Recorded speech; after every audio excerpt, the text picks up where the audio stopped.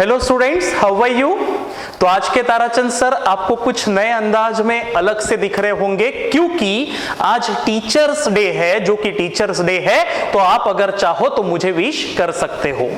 और आज teachers day है लेकिन हम पढ़ेंगे, आज का लेक्चर हम कंटिन्यू करेंगे जो नया टॉपिक हमने शुरू किया था लास्ट लेक्चर में, जिसका नाम था accounting for non profit making organisation.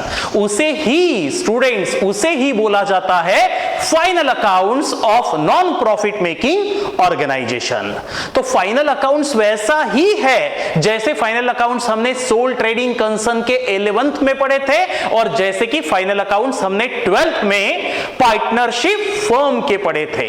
तो वैसे ही फाइनल अकाउंट्स हम अभी पढ़ने वाले हैं ऐसे बिजनेस ऑर्गेनाइजेशन के जिसे बोला जाता है नॉन प्रॉफिट ऑर्गेनाइजेशन, जिसका नाम ही बता रहा है कि उस ऑर्गेनाइजेशन का मेन मोटिव प्रॉफिट अर्निंग नहीं है, जिसका मेन मोटिव है to provide services to its members. तो इस टॉपिक की अकाउंटिंग आज हम देखेंगे। लास्ट लेक्चर हमारा मेरे ख्याल से ओबीएस सॉफ्टवेयर टेक्नोलॉजी के थ्रू हुआ था, जिसमें मैंने थोड़ा सा बेसिक समझाया था, सिर्फ बेसिक हुआ था, थ्योरेटिकल कॉन्सेप्ट हुआ था। आज हम न्यूमेरिकल यानी प्रैक्टिकल अप्रोच की तरफ बढ़ेंगे और आज का लेक्चर हम आपके फेमस, बहुत फेवरेट व्हाइट बोर्ड पे लेंगे। ठीक है, तो सबसे पहले आज हम क्या करेंगे कि आज का लेक्चर शुरू करने से पहले रिसिप्ट एंड पेमेंट अकाउंट को हम थोड़ा सा समझ लेंगे। तो रिसिप्ट एंड पेमेंट अकाउंट कुछ और नहीं है, ये कैश बुक का ही दूसरा भाई है। बस इतना ही है कि कैश बुक में दो कॉलम होते हैं हर्षिता, कैश कॉलम अलग होता है, बैंक कॉलम अलग होता है। कैश आई तो कैश कॉलम में लिखी जाती है और अगर चेक से पेमेंट मिला तो बैंक कॉलम में लिखा जाता है। लेकिन यहां पे ऐसा कुछ नहीं होता। Receipt and payment is a real account क्योंकि वो कैश बुक का दूसरा भाई है बे। और रिसिप्ट एंड पेमेंट के रिसिप्ट साइड में कैश कम्स इन तो डेबिट में लिखना पड़ेगा ना, कैश कम्स इन तो डेबिट में लिखेंगे और डेबिट में लिखेंगे इसलिए डेबिट साइड कहलाती है रिसिप्ट वाली साइड, बोले तो पैसों का आना। और पैसा जब आएगा तो पैसा कैश भी आ सकती, चेक से भी आ सकता, कैसे भी आए ना। अकाउंटेंट क्या करता है एनपीओ का, वो क्या करता है सीधा सीधा रिसिप्ट साइड के सिंगल कॉलम में लिख देता, चाहे पैसा कैश में आए या फिर चेक से आए। आया तो डेबिट में, गया तो क्रेडिट में, बोले तो पेमेंट साइड में लिख देता। फिर पेमेंट चाहे कैश में हो या बाय चेक हो। अच्छा सर, लेकिन मुझे बताइए क्या हर एक NPO receipt and payment maintain करेगा क्या कैश बुक? बिल्कुल, बाकी जर्नल बुक उसको मेंटेन करने की आवश्यकता ही नहीं है रे। ना तो वो परचेस बुक मेंटेन करेगा, ना तो वो सेल्स जर्नल मेंटेन करेगा, ना तो वो परचेस रिटर्न, ना तो वो सेल्स रिटर्न मेंटेन करेगा बुक। क्योंकि आप याद करिए 11th में हमने 9 बुक्स पढ़े थे, purchase book, sales book, purchase return, sales return, cash book, bills receivable book, bills payable book, general journal and ledger book. इतने 9 बुक कोई भी बिजनेस ऑर्गेनाइजेशन 9 प्रकार के बुक्स ऑफ अकाउंट मेंटेन करता है, लेकिन एनपीओ ऐसे 9 प्रकार के बुक्स ऑफ अकाउंट मेंटेन नहीं करेगा। सर क्यों? अरे यार एनपीओ में ना तो गुड्स का परचेस होता है ना तो गुड्स का सेल होता है। लेडीज क्लब क्या खरीदता हूंगा क्या बेचता हूंगा बताओ बर मुझे? कुछ भी नहीं यार, वो तो सिर्फ सर्विसेज मेंबर्स को देता है और पैसे कमाता है। तो इसलिए वो सिर्फ उसका कैश आएगा तो वो सिर्फ रिसिप्ट एंड पेमेंट और लेजर बुक ही मेंटेन करता, बाकी कोई बुक मेंटेन करने में उसका कोई इंटरेस्ट नहीं है। मेंटेन करेगा तो एंट्री एक भी नहीं होने वाली। तो इसलिए रिसिप्ट एंड पेमेंट के रिसिप्ट साइड में चलते हैं। रिसिप्ट एंड पेमेंट के रिसिप्ट साइड में अकाउंटेंट को 2 प्रकार की रिसिप्ट मिलती है, एक रेवेन्यू और दूसरी कैपिटल रिसिप्ट। अच्छा, रेवेन्यू रिसिप्ट ऐसी रिसिप्ट है जो मिलने के बाद जिसने भी पैसा दिया तो मैं सर्विस दूंगा ना। अरे मुझे पैसा मिला तो सर्विस दूंगा, मैंने पैसा दिया तो सर्विस लूंगा। तो जिससे मुझे पैसा मिला उसको मैं सर्विस दूंगा and the services are payable for short term. तो मैं सर्विस दूंगा and the services are payable for short term. और ये ऐसी रिसिप्ट है जो नेचर वाइज रिकरिंग नेचर की रिसिप्ट है। रिकरिंग बोले तो बार बार रिपीट होती है, बार बार रिपीट होती है। अच्छा, बार बार रिपीट होती है। एग्जाम्पल के तौर पे जैसे कि सब्सक्रिप्शन का मिलना, एनुअल सब्सक्रिप्शन, मेंबर से एनुअल सब्सक्रिप्शन का मिलना, मेंबर से रेंट का मिलना, मेंबर से इंटरेस्ट का मिलना, सॉरी एफडी किया बैंक में तो इंटरेस्ट का मिलना, ये ऐसी रिसिप्ट है जो बार बार मिलेगी यार। जैसे लॉकर रेंट का मिलना, मेंबर आएगा लेडीज क्लब में या वीसीए विदर्भ क्रिकेट एसोसिएशन में, नहाने जाएगा तो लॉकर फैसिलिटी लेगा, हम लॉकर फैसिलिटी सर्विस प्रोवाइड करेंगे तो उससे पैसा लेंगे, लेकिन लॉकर उसको जन्म भर नहीं देंगे, 1 साल ही यूज करने को मिलेगा। So the services are payable for short term. ये ऐसी रिसिप्ट है जो बिजनेस को बार बार मिलेगी, that's why it is my income. अच्छा, दूसरी रिसिप्ट है कैपिटल नेचर की रिसिप्ट, जो बार बार नहीं मिलती, एक आध बार मिलती, और मिली तो इसके अगेंस्ट में services are payable for long term, लंबे समय के लिए मुझे सर्विसेज देती रहनी पड़ेगी। अच्छा, तो services are payable for long term, और ये नेचर वाइज कहीं ना कहीं नॉन रिकरिंग, जो बार बार रिपीट होने वाली नहीं है, ऐसी रिसिप्ट है। फॉर एग्जाम्पल जैसे कि ओनर से मिला हुआ कैपिटल फंड, या मरते मरते किसी ने legacy. Sir what is legacy? Legacy बोले तो जैसे कि मरते मरते कपिल अपनी 100 करोड़ की प्रॉपर्टी लेडीज क्लब को देके मरा, सही है? अच्छा, लेडीज क्लब को देके मरा तो मैं कहूंगा लेडीज क्लब को 100 करोड़ रुपए मिल गए। अब कपिल बोले लेडीज ने बहुत उद्धार किया इसलिए लेडीज क्लब को 100 करोड़ दे दिए। अब मुझे बताइए, लेडीज क्लब को मिलने वाला 100 करोड़ बार बार नहीं मिलेगा, क्योंकि कपिल के मरने का प्रोग्राम एक हाथ बार ही छोड़ूंगा, बार बार थोड़ी होने वाला है, तो that is called as legacy. तो लिगेसी में 100 करोड़ रुपया लेडीज क्लब को मिल गया, जिसके अगेंस्ट में लेडीज क्लब सारे मेंबर्स को सर्विसेज देगी फॉर लॉन्ग टर्म के लिए, that's why it is my capital receipt. Then lifetime membership fees, उसका थोबड़ा ही बता रहा रे कि lifetime membership fees यानी आजन्म एक ही बार मिलेगी। जैसे कि विदर्भ क्रिकेट एसोसिएशन खुला था, तो जब खुला था उसने अपनी लाइफ-टाइम मेंबरशिप फीस 5 लाख रुपए में बेची थी। तो 5 लाख रुपए विदर्भ क्रिकेट एसोसिएशन को 5 लाख रुपए हर एक मेंबर से मिले, जीवन भर के लिए एक ही बार मिले, और services are payable for life, so that is my capital receipt. और क्योंकि कैपिटल रिसीप्ट के अगेंस्ट में services are payable for long term, that's why it is called as my liability. तो बुद्धू बच्चे इतना ध्यान में रख लो कार्तिक कि रिसिप्ट साइड में एक तो मेरे को इनकम मिलेंगी या फिर लायबिलिटी मिलेगी। कौन बनेगा करोड़पति का 50-50 लाइफलाइन दे रहा। हर एक क्वेश्चन में रिसिप्ट एंड पेमेंट रहेगा ही रहेगा। जैसे आपको जो शीट दी गई है क्वेश्चन शीट, उसमें भी देखो रिसिप्ट एंड पेमेंट दिया गया है, और उस रिसिप्ट साइड में इतना तो पक्का कि एक तो आपको इनकम मिलेगी या फिर आपको लायबिलिटी मिलेगी। ठीक है। अच्छा, अब पेमेंट साइड में मेरा अकाउंटेंट, लेडीज क्लब का अकाउंटेंट पेमेंट करेगा। 2 प्रकार के खर्चों के लिए पेमेंट किए जा सकते हैं, 2 प्रकार के खर्चों के लिए, एक रेवेन्यू एक्सपेंडिचर के लिए, एक कैपिटल एक्सपेंडिचर के लिए। अच्छा, रेवेन्यू एक्सपेंडिचर का अगर मैं पेमेंट करूं तो जिसके अगेंस्ट में मुझे सर्विस मिलेगी, ऑफ कोर्स मिलेगी यार, मैं पैसा दूंगा तो सेवा मिलेगी ना बे। अरे पैसा दिया कपिल तूने तो लॉलीपॉप खाने को तो मिलेगा तेरे को।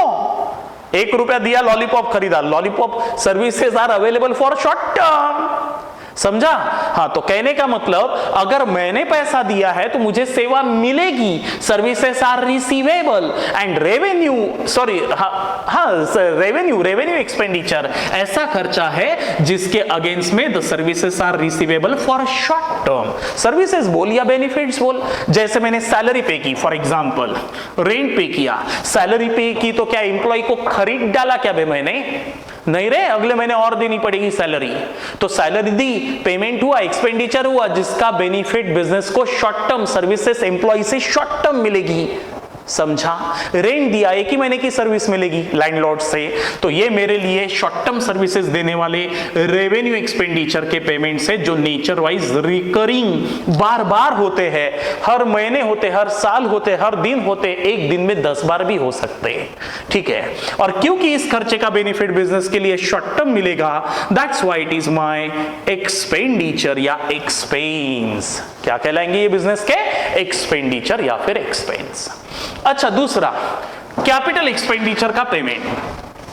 कैपिटल एक्सपेंडिचर का पेमेंट ऐसा पेमेंट है जिसके अगेंस्ट में the services are available for long term, जिसके अगेंस्ट में सर्विसेज मिलेगी और लॉन्ग टर्म के लिए मिलेगी। जैसे कि मैंने फर्नीचर खरीदा, बिल्डिंग खरीदी, ग्राउंड खरीदा, मशीनरी खरीदी, मोटर वैन खरीदी, मोटर कार खरीदी, खर्चा हुआ, पेमेंट गया, लेकिन उस पेमेंट के अगेंस्ट में services are available for long term, the benefits are available for long term, that's why it is my assets. और ये ऐसे खर्चे हैं जो नेचर वाइज नॉन रिकरिंग, जो बार बार रिपीट होने वाले नहीं है। तो बुद्धू बच्चा इतना ध्यान में रख ले कि पेमेंट साइड में एक तो मेरे को एक्सपेंडिचर मिलेगा या फिर असेट्स मिलेगी। क्या बोला मैंने? पेमेंट साइड में एक तो एक्सपेंडिचर या फिर असेट। बार बार होने वाले खर्चे का पेमेंट है तो एक्सपेंडिचर, एक खाद बार होने वाले खर्चे का पेमेंट है तो असेट्स। ठीक है, चलो आ जाइए क्वेश्चन नंबर 1 में, प्रॉब्लम शुरू करते हैं। Question number 1, from the following receipt and payment account for the year and 31 March 2002। ठीक है, आपको रिसिप्ट एंड पेमेंट अकाउंट दिया है 31 मार्च 2002 का। जिस साल का रिसिप्ट एंड पेमेंट दिया जाएगा वो मेरे लिए करंट ईयर कहलाएगा। आप उसके ऊपर मार्क कर लो करंट ईयर। क्या बोला मैंने? जिस साल का रिसिप्ट एंड पेमेंट अकाउंट मेरे को दिया जाएगा वो मेरे लिए करंट ईयर कहलाएगा। तो लिख देता current year from 1 of January, जनवरी है कि अप्रैल आएगा? अप्रैल आएगा। ठीक है, 1 ऑफ अप्रैल 2011 से लेके तो ईयर एंड हो रहा है 31 मार्च 2012। This is my current year. अच्छा, 31 मार्च 2012 का ही रिसिप्ट एंड पेमेंट अकाउंट मुझे क्वेश्चन में दिया गया है। ठीक है, उसके बाद आगे, अच्छा उसके बाद लिखा है कि additional information is of a sports club. कोई स्पोर्ट्स क्लब है जिसका रिसिप्ट एंड पेमेंट अकाउंट आपको 31 मार्च 2002 का दिया गया है। अच्छा, अगर ये मेरे लिए करंट ईयर है तो मैं कहूंगा मेरे लिए लास्ट ईयर क्या होना चाहिए हर्षिता? मेरा लास्ट ईयर होना चाहिए 1 अप्रैल 2010 से लेके तो 31 मार्च 2011। अच्छा, ये मेरा करंट ईयर है तो what should be my next year? तो मेरा नेक्स्ट ईयर होना चाहिए 1 अप्रैल 2012 से लेके तो 31 मार्च 2013। सर आप ऐसा क्यों लिख रहे हैं? तो ध्रुवी, हर्षिता ध्यान में रखना, ऐसा लिखना ही लिखना, ऐसा लिखने से बहुत सारे मैटर्स अपने आप क्लियर होंगे। कैसे? अभी धीरे धीरे आपके ध्यान में आएगा। ठीक है, देखो आपको एक रिसिप्ट एंड पेमेंट दिया है और नीचे कुछ एडिशनल इंफॉर्मेशन में लिखा है सब्सक्रिप्शन रिसीव्ड। अच्छा, क्लब को चलाने के लिए, मेंटेन करने के लिए हर साल मेंबर से सब्सक्रिप्शन लगता है। जैसे कि विदर्भ क्रिकेट एसोसिएशन ने लाइफ टाइम मेंबरशिप बेची ना, नो डाउट, और 5 लाख रुपए भी मांगे मेंबर से, लाइफ टाइम आजीवन मेंबर 5 लाख रुपए में। लेकिन हर साल, हर दिन, हर पल जब मेंबर जाता है विदर्भ क्रिकेट एसोसिएशन में, अगर आप भी गए होंगे तो हर दिन वहां का ग्राउंड देखना हरा भरा रहता। तो सर 5 लाख रुपए उस पे खर्च हो रहे हैं क्या? हेड में 5 लाख रुपए जो मेंबर से लिए गए थे, ऐसे विदर्भ क्रिकेट एसोसिएशन के मान के चलिए 1000 मेंबर होंगे तो 5 करोड़ रुपया मिला होगा या 50 करोड़ रुपए मिले होंगे। तो 50 करोड़ से उन्होंने ग्राउंड खरीदा, लैंड खरीदी, बिल्डिंग बनवाई, इसमें यानी कैपिटल रिसिप्ट से कैपिटल एक्सपेंडिचर कर डाले। लेकिन अब ग्राउंड को मेंटेन करना है, हरा भरा करना है, रेस्टोरेंट मेंटेन करना है, स्विमिंग पूल मेंटेन करना है, ताकि कभी भी ध्रुव सारडा आए तो कूद पाए। क्या कीचड़ में कूदेगा क्या उधर? हाँ, तो मेंटेन करना पड़ेगा। मेंटेन करने के लिए पैसा चाहिए, तो वो लाइफ टाइम मेंबरशिप फीस से थोड़ी होगा, वो तो एक ही बार मिलता, तो हर साल चाहिए ना। इसलिए क्या करता है विदर्भ क्रिकेट एसोसिएशन अपने मेंबर से हर साल एनुअल सब्सक्रिप्शन लेता है 2500 रुपए। लेडीज क्लब 1200 रुपए, सीपी क्लब 2400 रुपए, ऐसे हर साल लेते ताकि वो अपने क्लब को मेंटेन कर पाए। तो मिलने वाला सब्सक्रिप्शन मिलता है तो करंट ईयर में भी मिला होगा। वो बता रहा है एडजस्टमेंट में कि रिसीव्ड जो हुआ subscription that includes 300 for the year 2001। अच्छा, ये 2012 नहीं 2000 है। ठीक है, ये 1 फालतू में ही लिख के बैठे अपन। ठीक है, हाँ, तो वो एडजस्टमेंट बता रहा है सब्सक्रिप्शन से रिलेटेड। तो एक काम करते ना, सब्सक्रिप्शन क्लब को मिला होगा, इस साल भी मिला होगा तो रिसिप्ट में लिखने में आया होगा, तो सब्सक्रिप्शन नाम के रिसिप्ट को मार्क करके रख दो, क्योंकि आज उसको लेके एडजस्टमेंट दी गई है। ठीक है, आगे चलते हैं। Donation are received for prize. Donation prize के लिए मिला, प्राइज बांटने के लिए डोनेशन मिला, ठीक है, इज अ स्पेशल डोनेशन। मैं बताऊंगा थोड़ी देर में। डोनेशन को फिलहाल मार्क करके रख दो, लिखते समय देख लेंगे। Actually that is not adjustment, that is just an information जो दी गई है, बताऊंगा कैसे। The assets of the club as on 1/4/2001, 1/4/2001 बोले तो साल के शुरू में आपको ओपनिंग बैलेंसेस दिए हैं सारी असेट्स के। वो बता रहा है कि साल के शुरू में मेरे पास ये असेट्स थी। ये कौन से साल की बची हुई असेट्स होंगी हर्षिता?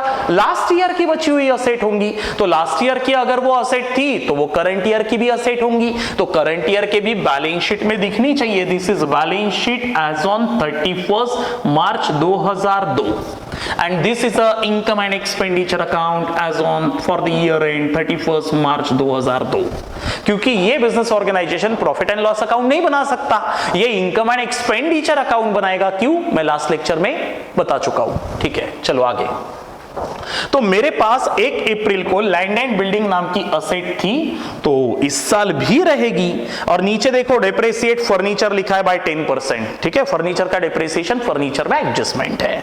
अच्छा, लैंड एंड बिल्डिंग 1 अप्रैल को मेरे पास लैंड एंड बिल्डिंग थी कितने रुपयों की? 3 लाख रुपयों की। 1 अप्रैल को 3 लाख की लैंड एंड बिल्डिंग थी। अब साल के दौरान लैंड एंड बिल्डिंग 3 लाख की साल के शुरू में थी। शुरू में हम जो बैलेंस शीट बना रहे हैं वो साल के आखिरी में बना रहे हैं, तो साल के बीच में तो कुछ भी हो सकता है यार। लैंड एंड बिल्डिंग को लेके आइदर नई लैंड एंड बिल्डिंग परचेस भी हो सकती या पुरानी लैंड एंड बिल्डिंग सेल भी हो सकती। साल के बीच में कुछ भी ट्रांजैक्शन हो सकते हैं लैंड एंड बिल्डिंग को लेके। नई बिल्डिंग खरीदने में भी आ सकती, पुरानी बेचने में भी आ सकती। अच्छा, खरीदी होंगी तो पैसे गए होंगे, पैसे गए होंगे तो मेरे ख्याल से अकाउंटेंट पेमेंट साइड में लिखेगा। तो देखो बरा, दिए हुए रिसिप्ट एंड पेमेंट के पेमेंट साइड में कहीं पे भी लैंड एंड बिल्डिंग के नाम से पेमेंट गया है क्या? करंट ईयर में नहीं गया है, यानी नई बिल्डिंग खरीदने में नहीं आई। सही है। अच्छा, लेकिन सर सेल तो हो सकती रहा। अच्छा, सेल हुई तो पैसा आएगा तो अकाउंटेंट रिसिप्ट साइड में लिखेगा। तो देखो बरा, रिसिप्ट साइड में सेल ऑफ बिल्डिंग के नाम से कोई ट्रांजैक्शन है क्या? वो भी नहीं है, यानी ना तो नई बिल्डिंग खरीदने में आई ना तो पुरानी बेचने में आई। तो जो थी वही 3 लाख की बिल्डिंग क्लब के पास पड़ी हुई है, पिछले साल खरीदी हुई। पिछले साल की भी असेट थी, इस साल के भी असेट में दिखता रहेगा। सही है, चलो आगे। उसके बाद 1 अप्रैल को मेरे पास प्लेग्राउंड नाम की भी असेट थी, लिख देता प्लेग्राउंड।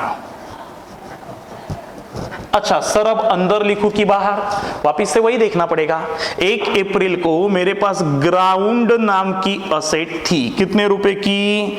25,000 रुपयों की। साल के बीच में नया ग्राउंड खरीदा भी जा सकता, बेचा भी जा सकता। पहचानेंगे कैसे? खरीदा है तो पेमेंट में ढूंढ और बेचा है तो रिसिप्ट में ढूंढ। देख बार, पेमेंट साइड में ग्राउंड एक्सपेंस दिया है। ग्राउंड खरीदना अलग बात होगी, ग्राउंड खरीदना बोले तो असेट, और ग्राउंड एक्सपेंस बोले तो वो नहीं कह रहे अपन गार्डनर को देते हैं मेंटेन करने के लिए वगैरह, वो खर्चे है, वो तो रेवेन्यू एक्सपेंडिचर है, उसे छोड़ दो। तो कहीं पे भी कुछ दिख नहीं रहा तो सीधा सीधा मैं बोलूंगा कि ग्राउंड जितने का था उतने का ही इस साल भी पड़ा हुआ है, ना तो नया खरीदा ना तो पुराना बेचा। तो लास्ट ईयर भी 25,000 का था, इस साल के भी बैलेंस शीट के असेट में 25,000 का दिखेगा। देन फर्नीचर नाम की असेट पिछले साल भी थी, इस साल भी दिखेगी। सर अंदर लिखे कि बाहर? फिर से वही है, करंट ईयर में अगर न्यू फर्नीचर परचेस हुआ तो पेमेंट में दिखाई देगा एंट्री। देखो बरा, पेमेंट साइड में परचेस ऑफ, हाँ दिख रहा है 2,900 का फर्नीचर पेमेंट साइड में दिख रहा है, खरीदने में आया। ठीक है, सो दैट्स व्हाई मैं अंदर लिखूंगा। अच्छा, बेचा क्या? तो सेल साइड, रिसिप्ट साइड में देखो बरा, नहीं बेचा, कुछ भी नहीं है। अच्छा, डेप्रिसिएशन भी है, यानी दो एडजस्टमेंट है, फिर तो अंदर लिखना ही पड़ेगा। नीचे था ना उसके नीचे डेप्रिसिएशन। आगे स्पोर्ट्स मटेरियल नाम की भी असेट थी 22,000 की 1 अप्रैल को। तो ये पिछले साल के स्पोर्ट्स मटेरियल है, लिख देता स्पोर्ट्स मटेरियल। कितने के है रे मेरे पास? 22,000 रुपयों के है। सर अंदर लिखे कि बाहर? स्पोर्ट्स मटेरियल बोले तो बैट बॉल, टेनिस, बैडमिंटन वगैरह वगैरह वगैरह सब। अब ये ऐसा है कि इसका यूज होते रहता, ये सालों साल चलते रहते, कुछ कंज्यूम होते रहते। तो वो बता रहा है कि पिछले साल मेरे पास स्पोर्ट्स मटेरियल 22,000 रुपयों के बचे थे, इस साल वो बैलेंस शीट में दिखेंगे असेट साइड में। लेकिन इस साल भी नए खरीदने में आए होंगे, मे बी। देखो बरा, खरीदे होंगे तो कहां दिखेगा? पेमेंट साइड में। देखो है क्या? स्पोर्ट्स मटेरियल पहले लाइन में लिखा है बेटे, पहले ही लाइन में, तो अंदर लिखना ही पड़ेगा। ठीक है, चलो आगे बढ़ते हैं। उसके बाद इन्वेस्टमेंट, 1 अप्रैल को मेरे पास इन्वेस्टमेंट नाम की भी असेट थी। पिछले साल मैंने इन्वेस्टमेंट खरीदी हुई थी, तो इस साल की भी बैलेंस शीट के असेट में दिखनी चाहिए इन्वेस्टमेंट नाम की असेट। 8,000 लिख दिया मैंने। ठीक है, उसके बाद शुरू करें। चलो, रिसिप्ट साइड में सबसे पहले दिया है opening cash balance. Opening cash यानी 1 अप्रैल को मेरे पास ओपनिंग कैश पड़ी हुई है। सही है? कितने की ओपनिंग कैश पड़ी है? 8,600 की ओपनिंग कैश पड़ी है। अच्छा, ये कौन से साल की बची हुई कैश होंगी? ये लास्ट ईयर की बची हुई कैश होंगी। तो लास्ट ईयर की बची हुई कैश लास्ट ईयर की असेट, इस साल तो ये यूज हो जाएगी ना रे। हाँ नहीं, लेकिन नीचे इन्वेस्टमेंट मैंने लिख दिया। अच्छा एक मिनट, इन्वेस्टमेंट को यार अंदर लिखना पड़ेगा, मैंने चेक ही नहीं किया। इस साल भी तो नई इन्वेस्टमेंट खरीदने में आ सकती है ना हर्षिता? तो खरीदने में आई होंगी तो पेमेंट साइड में दिखनी चाहिए। देखो पर इस साल भी कोई इन्वेस्टमेंट खरीदने में आई क्या? आई है। देखो पेमेंट साइड में इन्वेस्टमेंट 5,000 की दिख रही है।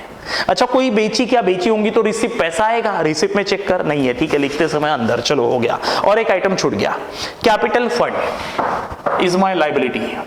मेंबर ने जब ये बिजनेस शुरू किया तो कैपिटल फंड मेंबर लगा के बैठे थे। कैपिटल इज माय लायबिलिटी न रे, क्योंकि कल जाके ये फंड कैपिटल ओनर को पेबल है। कितना लग चुका है? 373,900। ठीक है, जगह लगेगी यार। Capital fund 373,900। सही है? चलो आगे। अच्छा, अब चलते रिसिप्ट एंड पेमेंट में। रिसिप्ट साइड में ओपनिंग कैश बैलेंस दिख रहा है। ये तो लास्ट ईयर की क्लोजिंग कैश होंगी ना रे, जो लास्ट ईयर बच गई थी। कितने की? 8,600। अब लास्ट ईयर बच गई थी तो फेंकेंगे थोड़ी, इस साल यूज करेंगे उसे। तो इस साल के शुरू में ओपनिंग कैश पड़ा हुआ है 8,600। अब ये कहां बचेगा? साल भर तो ये खर्च हो जाएगा। अरे साल भर खर्च हो जाएगा ना। 8,600 की कैश थी, डोनेशन के चक्कर में 15,000 की कैश और आई, सब्सक्रिप्शन के चक्कर में 15,000 की कैश और आई, लॉकर रेंट मेंबर से मिला 1,550 की कैश आई 40,000 की आई। फिर गई परचेस स्पोर्ट्स मटेरियल खरीदने के चक्कर में गई, फर्नीचर खरीदने के चक्कर में गई, इन्वेस्टमेंट खरीदने के चक्कर में, इंश्योरेंस पेमेंट के चक्कर में गई, सैलरी देने के चक्कर में गई। बैलेंस कैरी फॉरवर्ड, उसके बाजू में लिखिए क्लोजिंग कैश। साल के अंत में 7,950 करंट ईयर की क्लोजिंग कैश बच गई। 7,950 यानी करंट ईयर के आखिरी में 7,950 इतनी कैश बच गई। करंट ईयर के आखिरी में बची, उसी दिन की अपन बैलेंस शीट बना रहे, उसी दिन की ये बची हुई कैश है, तो वही कैश करंट ईयर के बैलेंस शीट में दिखनी चाहिए ना, असेट में। तो इसलिए मैं असेट साइड में लिखूंगा बचा हुआ कैश साल के आखिरी में 7,950, क्योंकि यार इस साल की शुरू की कैश लास्ट ईयर की बची हुई कैश थी, तो वो तो लास्ट ईयर के बैलेंस शीट के असेट में लिखने में आ गई होंगी ना। सही है? और इस साल की बची हुई कैश इस साल की असेट। ओपनिंग कैश मेरे कोई काम की नहीं है, आप क्रॉस करके रख लो। चलो आगे। डोनेशन मिला, मार्क किया हुआ है, यानी कुछ तो भी उसमें एडजस्टमेंट है। सुनो, अगर मैं डोनेशन की बात करूं तो डोनेशन क्लब को मिलते, क्लब को मिलता, स्कूल को मिलता, कॉलेज को मिलता, बहुत सारे ऑर्गेनाइजेशन को डोनेशन मिलता है। विदर्भ क्रिकेट एसोसिएशन को भी मिला, बीसीसीआई से, म्युनिसिपल कॉर्पोरेशन से। अच्छा, जब भी डोनेशन मिलेगा तो डोनेशन हर्षिता दो प्रकार के मिलते हैं। एक मिलता है जनरल डोनेशन, एक कौन सा? जनरल डोनेशन, और दूसरा मिलता है इज अ स्पेशल डोनेशन। नाम से ही समझ रहा हूंगा आपको कि जनरल यानी जनरल छोटे मोटे खर्चे झेलने के लिए हर साल मिलने वाला जनरल डोनेशन। ये ऐसा रिसिप्ट है, is my revenue receipt. Revenue receipt बोले तो ये वाली, ये जिसके अगेंस्ट में services are payable for short term, और जो नेचर वाइज रिकरिंग बार बार मिलने वाला डोनेशन है, और इसीलिए ये बिजनेस की कहलाता है इनकम, क्योंकि ये बार बार मिलेगा यार, हर साल मिलेगा। हर साल बिजनेस के खर्चे झेलने के लिए मेंबर से मिलेगा, या स्टेट गवर्नमेंट से मिलेगा, या सेंट्रल गवर्नमेंट से मिलेगा, या किसी बॉडी से मिलेगा। Is my income. और स्पेशल डोनेशन किसी स्पेशल काम के लिए मिला है, that's why it is called as my capital received. Sir special donation पहचानेंगे कैसे? आजू बाजू में कुछ ना कुछ लिखा मिलेगा, building donation, library donation, laboratory donation, prize donation. क्या इंडिकेशन है कि बाबा कोई तो भी स्पेशल काम करने के लिए डोनेशन मिला है, तो उस काम पे ही वो डोनेशन का पैसा खर्च होगा। हर साल के खर्चे झेलने के लिए वो डोनेशन का पैसा खर्च होने वाला नहीं है। That's why it is my capital received, जो nature wise non recurring nature की है, जो बार बार रिपीट होने वाली नहीं है, and that's why it is my liability. वो मेरी क्या कहलाएगी? लायबिलिटी, क्योंकि इस डोनेशन के अगेंस्ट में जो मैं बिल्डिंग डोनेशन मिला उससे बिल्डिंग बनाऊंगा, and the services are payable for long term to members, that's why it is my liability. तो अभी जो मिला है वो कौन सा डोनेशन है? नीचे इंडिकेशन दिया है ना इंफॉर्मेशन के थ्रू कि जो डोनेशन मिला है that is received for prize, prize के लिए मिला हुआ डोनेशन है, बोले तो स्पेशल डोनेशन है। और स्पेशल डोनेशन है तो मैं कहां लिखूंगा? लायबिलिटी साइड में। तो लायबिलिटी साइड में लिखूंगा डोनेशन फॉर प्राइज।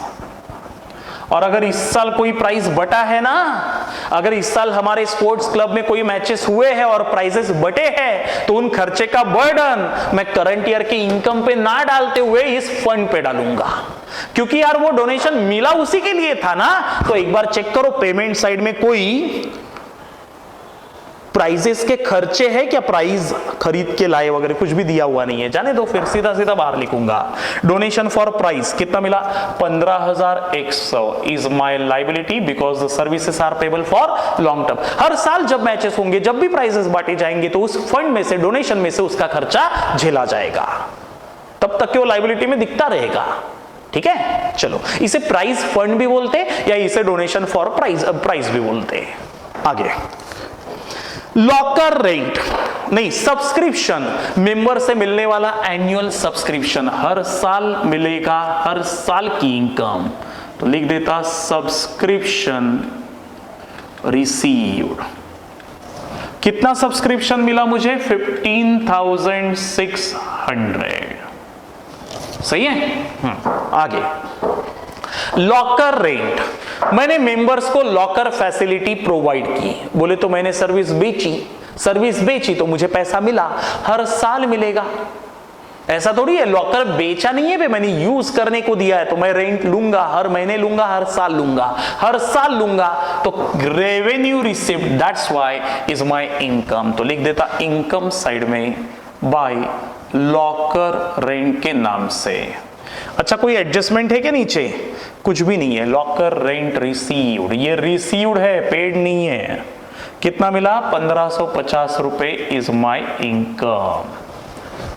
ठीक है, चलो आगे पेमेंट साइड में परचेस ऑफ स्पोर्ट्स मटेरियल मैंने इस साल खरीद के लाए, स्पोर्ट्स मटेरियल खरीद के लाए, is my assets. Already old sports material है, उसी में मैं कर दूंगा plus purchase of new sports material.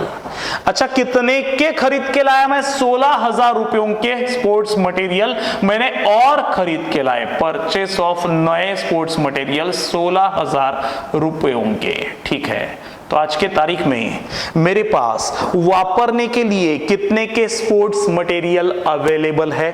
Total कर लो, 38,000 के स्पोर्ट्स मटेरियल मेरे पास यूज करने के लिए अवेलेबल है। ठीक है।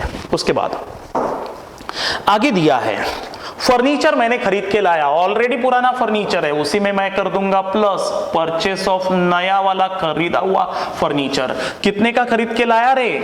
2900। तो पुराना था 10,000 वाला, नया वाला 2,900 का, तो 12,900 रुपए का फर्नीचर मेरे पास अभी अवेलेबल है। एक एडजस्टमेंट डिप्रेसिएशन बची है, भूलना मत। आगे इन्वेस्टमेंट खरीदी, पुरानी इन्वेस्टमेंट है, नई वाली और खरीदी, तो purchase of new investment, investment खरीदना इज माय कैपिटल एक्सपेंडिचर। भूलना मत, अब मुझे एक तो एक्सपेंडिचर मिलेंगे या असेट मिलेंगे। फिलहाल जितने भी दिख रहे हैं वो सारे असेट ही मिल रहे हैं। फर्नीचर खरीदा असेट, स्पोर्ट्स मटेरियल खरीदा असेट, इन्वेस्टमेंट खरीदी असेट, तो असेट में लिख दिया। पुरानी इन्वेस्टमेंट 8,000, नई वाली 5,000, दोनों मिला के आज के तारीख में क्लब के पास 13,000 रुपयों की इन्वेस्टमेंट है। आगे इंश्योरेंस, इंश्योरेंस प्रीमियम हर साल देंगे, हर साल देंगे तो मेरे लिए खर्चा, खर्चा है तो मैं इनकम एंड एक्सपेंडिचर के एक्सपेंडिचर साइड में पहली लाइन छोड़ दूंगा, सैलरी मेन खर्चा है मेरा, इसलिए मैं थोड़ा सा नीचे लिखूंगा इंश्योरेंस के नाम से। कुछ एडजस्टमेंट है क्या देख लो, प्रीपेड, आउटस्टैंडिंग हो सकता है, जैसे फाइनल अकाउंट्स में एडजस्टमेंट होती है नॉर्मली, वैसी ही एडजस्टमेंट यहां पे रिपीट होने वाले हैं। आगे ग्राउंड के खर्चे मैंने पे किए, ठीक है, ग्राउंड एक्सपेंस हर साल होंगे, हर साल होंगे तो मेरे लिए खर्चा, तो लिख दूंगा ग्राउंड के एक्सपेंस। कितने रुपए ग्राउंड एक्सपेंस? ₹1,700। उसके बाद सैलरी पे की, अच्छा सैलरी पे की, हर साल पे होंगी तो लिख देता सैलरी इज माय एक्सपेंस, तो एक्सपेंडिचर साइड में लिखूंगा सैलरी 3,200। आगे पोस्टेज, लिफाफे वगैरह नहीं क्या, कम्युनिकेशन करने के लिए टेलीग्राम, लिफाफे, पोस्टेज मैंने खरीदे, हर साल खरीदे जाएंगे तो रेवेन्यू एक्सपेंडिचर, तो लिख देता पोस्टेज। कितने रुपए के पोस्टेज? 450 रुपए एक्सपेंडिचर। अच्छा रिपेयर्स टू स्पोर्ट्स मटेरियल को रिपेयर कराया, बैडमिंटन के धग्गे लगाए वगैरह वगैरह, बैट को फिनिशिंग करवाया, जो भी है हर साल करवाना पड़ेगा, खर्चा है, असेट नहीं, तो एक्सपेंडिचर साइड में लिखेंगे repairs to sports material.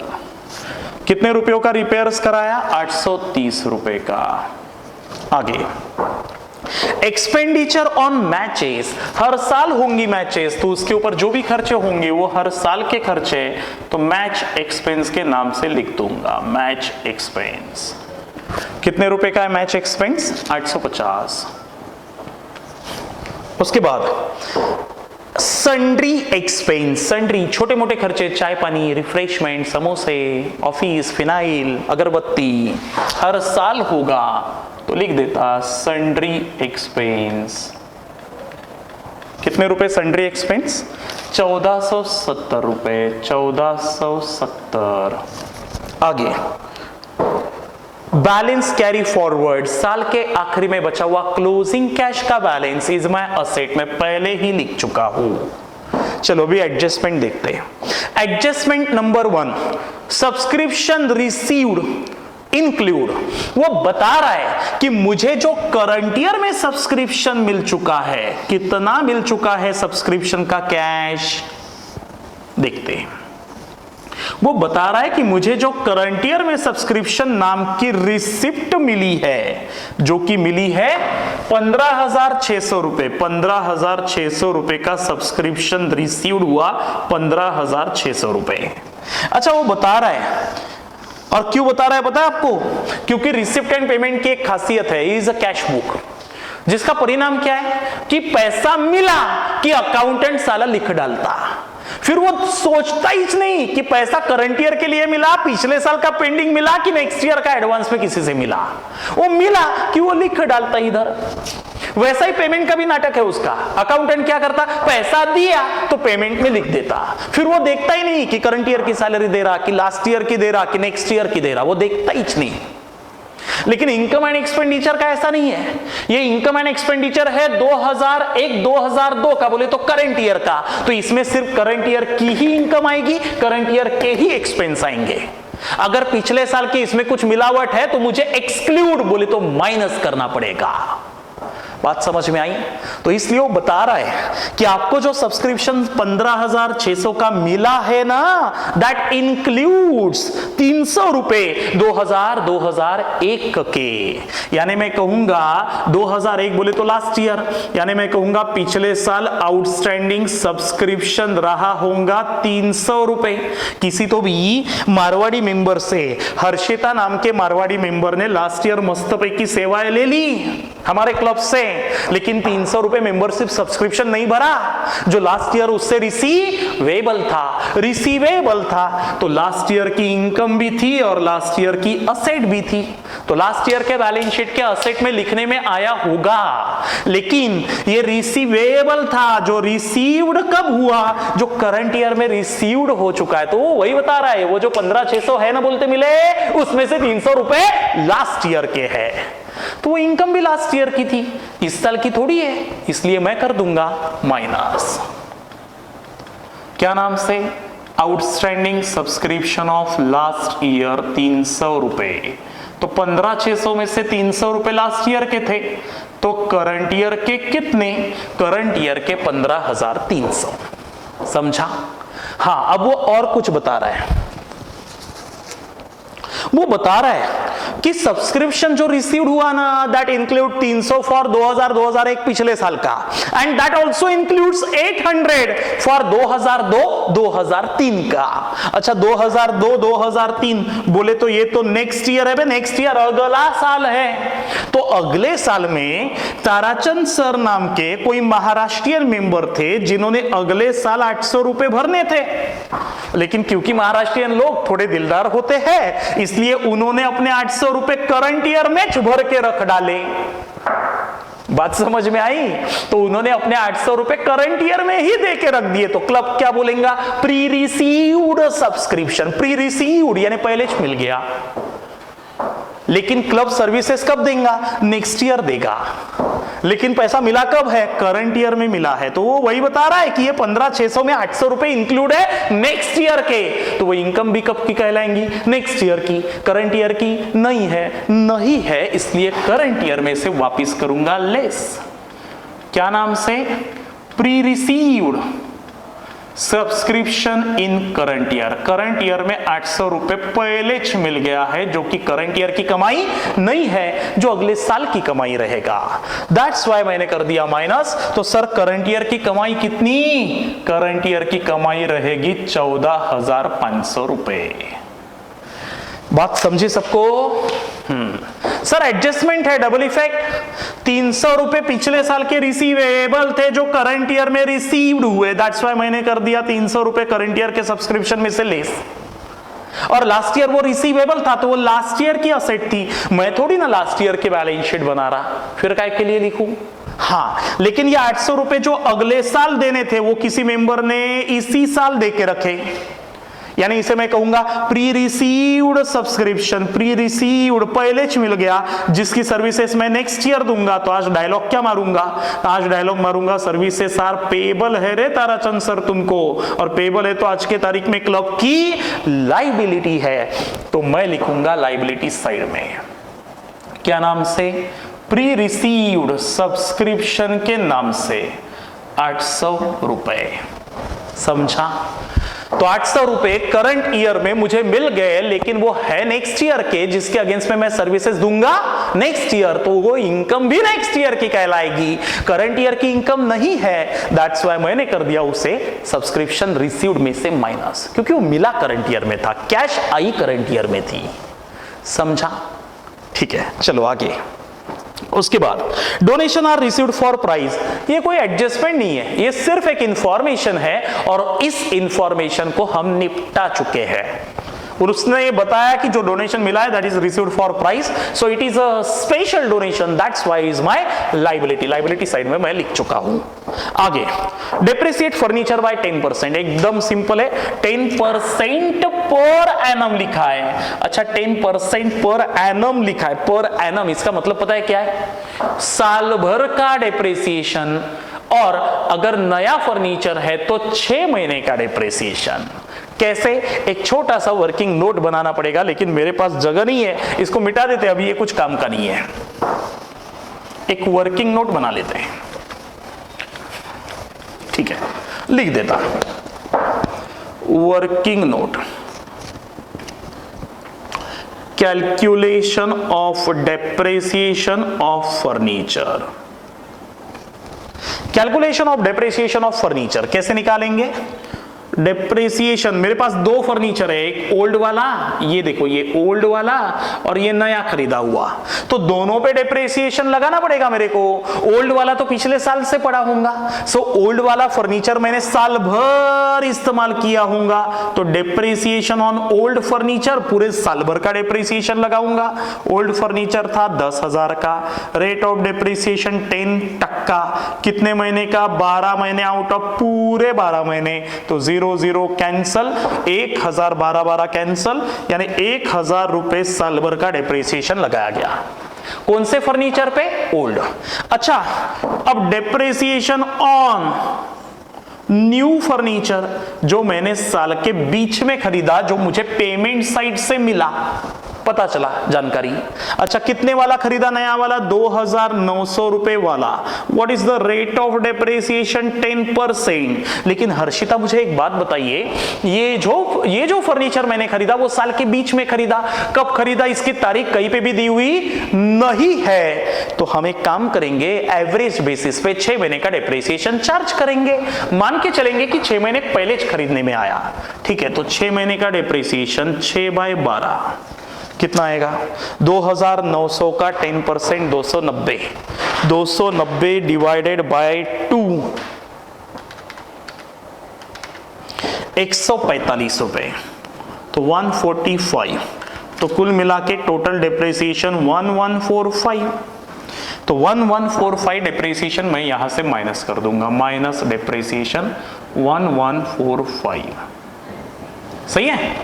12,900 minus 1145, 11,755 रुपए लिख देता, 11,755 रुपए is closing value of furniture.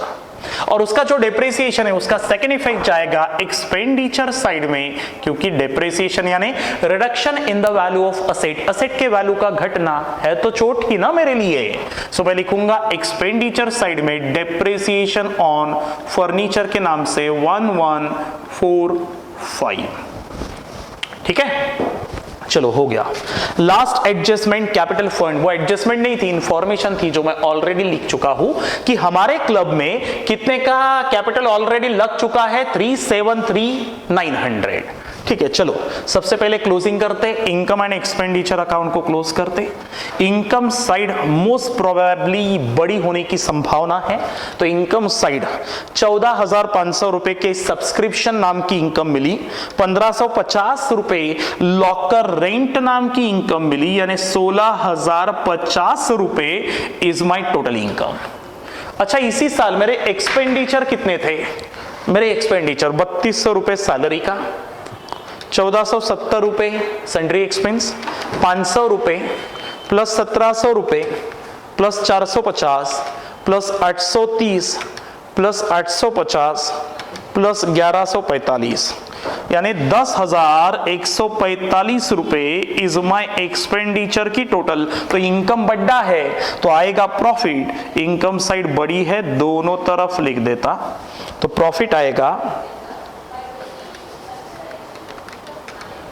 5950, लेकिन जो प्रॉफिट आया उसे मैं प्रॉफिट नहीं कॉल करूंगा, क्योंकि मेरे बिजनेस ऑर्गेनाइजेशन का नाम है, नेचर है नॉन प्रॉफिट ऑर्गेनाइजेशन।